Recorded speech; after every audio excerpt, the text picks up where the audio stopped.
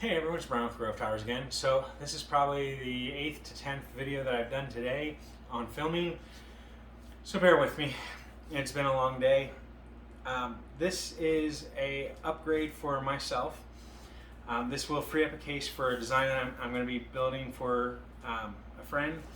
So this here is the Corsair 4000D Airflow model.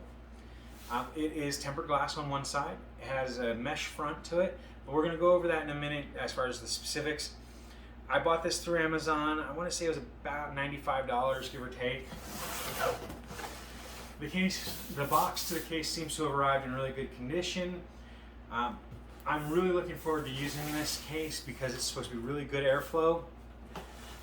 It does have some diagrams on the front and some information on the sides as far as the specs of the case itself, as far as like dimensions, the materials used, things like that. I did not bring a knife of any kind, so I'm going to just use my car keys.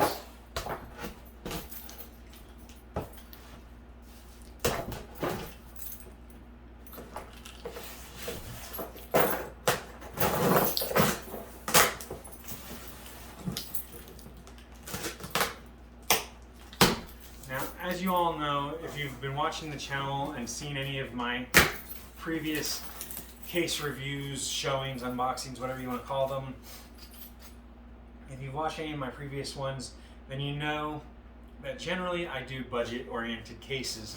This, however, is for myself, and my existing case was a $100 case. So replacing it with a $100 case is not a big deal to me. It's what I do. Do I recommend a $40 case over a $100 case? It really depends on the case. A lot of the cases that I've been doing lately have been the $40 to $60 range. Do I recommend them? Absolutely. On a budget, they're spectacular. For an average build, even for a non-budget build, they're pretty decent. Would I go with something more expensive if I had the extra money? Obviously, as I'm showing you this box. So, if you can spend the $100, get something along the lines of the H510i or this case. Now the H510i is not a good airflow case, so you want to be careful with it.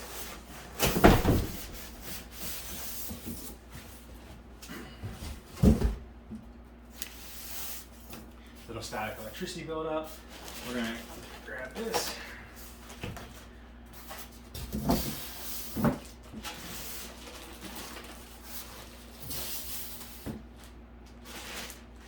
Alright, now, I have never seen a case come with an instruction manual that looks as big as a novel.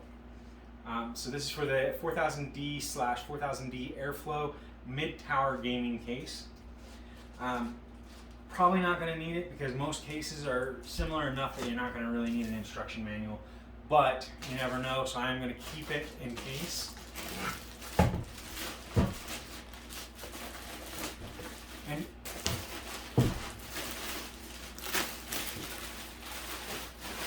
personally, I don't know anyone that is a parent that would put that in or near a crib or bed of a child or let a child play with it, but hey, who knows?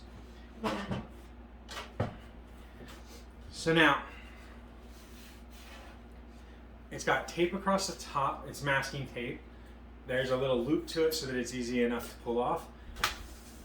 Now, in my area, this is a bad idea because where I live, it tends to get hot out here. I live in a desert area. Well, technically I live in an area just north of the desert area. My area doesn't get quite as hot, but it does hit 100 degrees sometimes during the summer and over. In the winter though, we get a lot of snow, so it is a cooler area than the purely desert area. But there's a purely desert area not far from us, about 50 miles away, where it hits over 100 degrees almost non-stop the entire summer. That sitting outside, while it's being delivered, will leave marks and things along here. So personally, I appreciate the reasoning of it to keep everything in place and lined up. Awesome idea. I give them a point for their inventiveness or their ingenuity of it, the idea behind it. But in the actual use of it, I'm going to say no points, but I won't take away that point because it is nice to see somebody being inventive and using something to help things. Now, I kind of like the fact that it has this mounted to it, but I kind of don't at the same time. It makes it easy to remove the filter. And that's going to come in really handy on our case, you know, filtering and whatnot. So this is the airflow model of the 4000D by Corsair. It is front panel mesh, no 5 1/4 inch bays, no 3 1/2 inch bays. Let's go ahead and pop off the glass panel real quick. They are captive screws, so that's cool. So it looks like it hinges a little bit. You can see the mounts that go in and hinge it. So it hinges a little bit. It's an interesting approach. Not a bad one, not a great one. It's just different. Most of them that I see come this way as opposed to this way. I don't give it a bonus or a negative for that. It is what it is. It's a decent enough one. I do give them a bonus point though for the fact that they have a cover to the glass on the inside and the outside. That is always a positive. Now this is capable of full-size ATX motherboards, or ITX or MATX. You have some pre-mounted standoffs already. It does include a rear fan and a front fan. However, they are both standard black fans, no RGB. So the fact that they included two, definitely a bonus. The fact that they're non-RGB, I won't give them any bonus points, but I won't take anything away because they did give two fans, which in budget cases, you usually only get 1 or 0. In the higher end cases, you get between 1 and 3 on average, and 2 is pretty good. I do see here a logo of the 4000D, and up here it says Corsair. It looks like this is mounted. I see what looks like some sort of hinge screw, but from looking at it really close, I'm going to say it's probably just a rivet, not a screw to pivot with. So it most likely stays steady and still. It just covers some of the cables, but that's good for cable management, and so that's a good one too.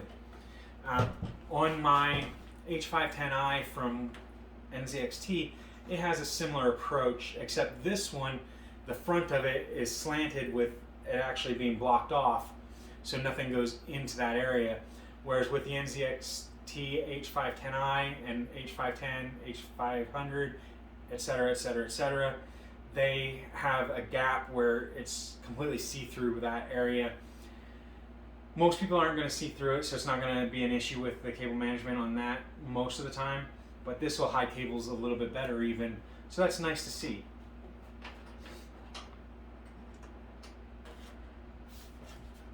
And so this pops off the same way that the glass panel did.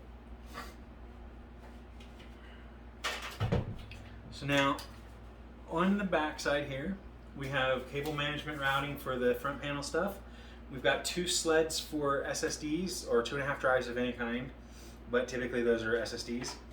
You do have the front panel USB 3.1 Gen 2 or whatever it is, and I'll go over that a little bit in a minute. You've got all your other cables, USB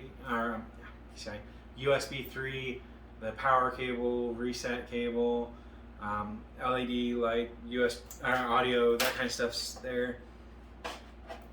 You have your box of screws. You've got 2 sleds for 3.5 inch hard drives. You've got your basement down here for your power supply. It does not look like it's exceptionally large for the power supply. So depending on your power supply, you might be really cramped, you might not be.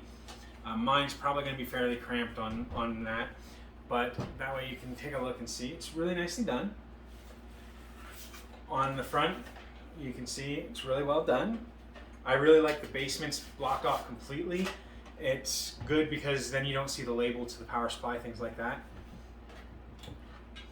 On the rear, we have the normal expansion slots, plus we have vertical mounting capability, which will really come in handy if I'm not able to get that cooler to mount the right way that I want it. Then I'll have to mount it a different way, in which case the cables may block my GPU from mounting the standard horizontal way. This will give me a alternate option that I'm using right now, which is awesome. You've got your IO shield location, the fan for the rear, which is 120 millimeters. It's just a standard 120 millimeter fan. That's it. I give them points for including it. I don't give them any bonus points for appearance. It's just a standard black fan. As we said, top has the filter. It looks like it's capable of potentially a 280 millimeter rad, so that'll be cool. The I/O on the front is a reset button and a power button. A microphone / headphones jack that's single. So that is going to be same. Basically, the stuff up here, with the exception of the reset button, is almost exactly identical to my H510i case. The only difference is the way that they're sitting. The power button is over here, and then the USB 3 port, and then the USB-C port, and then the microphone headphone jack, which is a combo jack on there as well.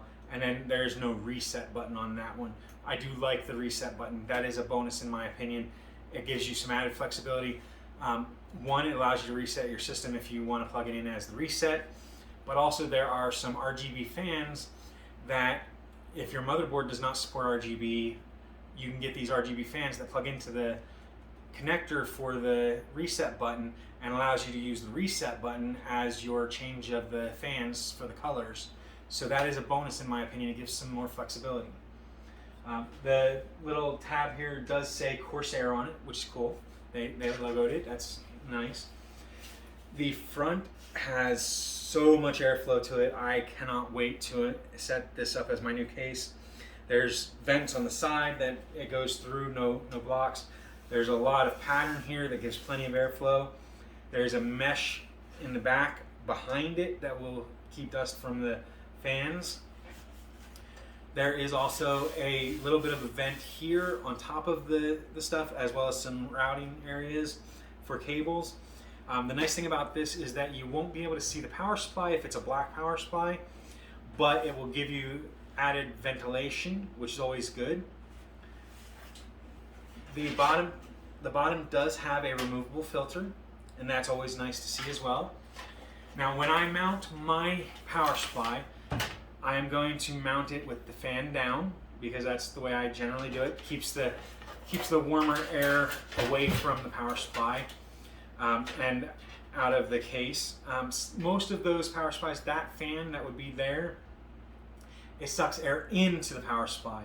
So it's not going to blow heat into the case if it's up.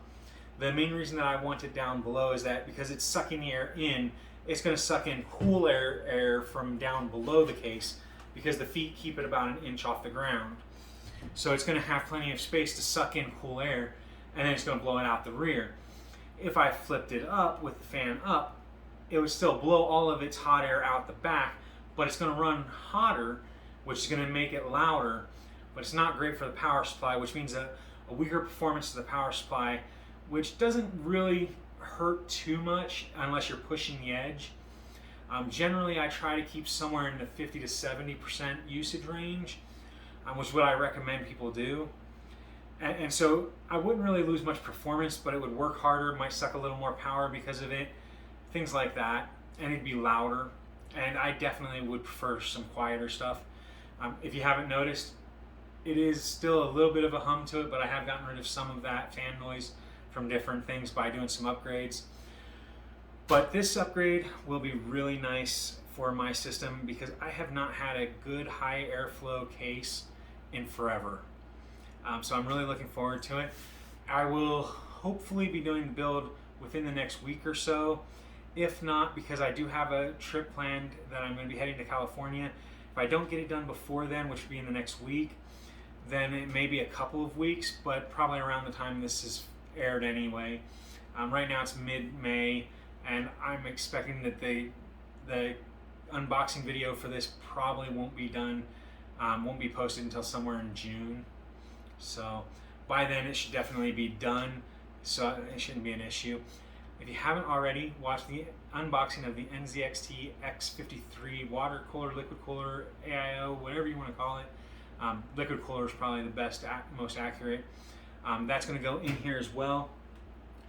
I'm looking at this and I'm going to say it's not going to be able to be mounted up top where I thought I was going to, so I'm probably going to just mount it up front.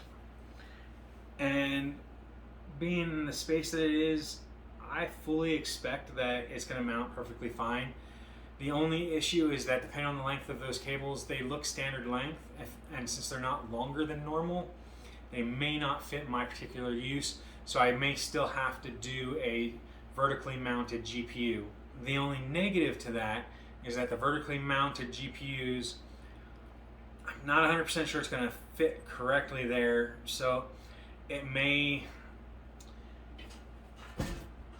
with this in place, it may be right up against the panel, and that would be a problem for me because it limits the airflow to the graphics card.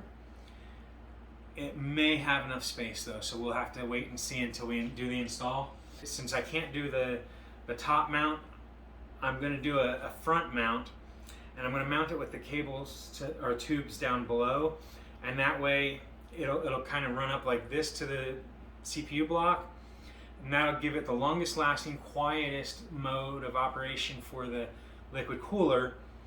And if I have long enough cables on it, then I will be able to horizontally mount the graphics card like normal, which is what I actually want to do with mine because of the way the LED on it is. If you're not familiar with the reference model RX 6800 non-XTs, they are silver and black with red LED, but the red LED is only on the top and it's most visible when the card is sitting horizontally. When it's sitting vertically, you can still see it from the right angle, but it's not as obvious. And then I'm going to replace this fan in the rear with a Corsair RGB fan. Because of the amount of space up top, I'll probably mount one rear, two top that are RGB Corsair fans, and then the NZXT cooler in the front with the non-RGB fans, and it'll still look good. I don't have enough of the RGB fans to do all of the fans that I would like to, but it should still look good and perform well, and I'm hoping that if I set it up right, that it performs really well and keeps the temps down. Right now with the Cooler Master one, I'm averaging 35 to 40 degrees at idle. I'd like to see it closer to 30 to 35 degrees. So here's hoping that the new setup is like that. But if you have any questions about the product, myself, or the channel, make sure you leave those in the comment section down below. If you enjoyed the content, found it informational, educational, or just entertaining, make sure you hit the like button down below.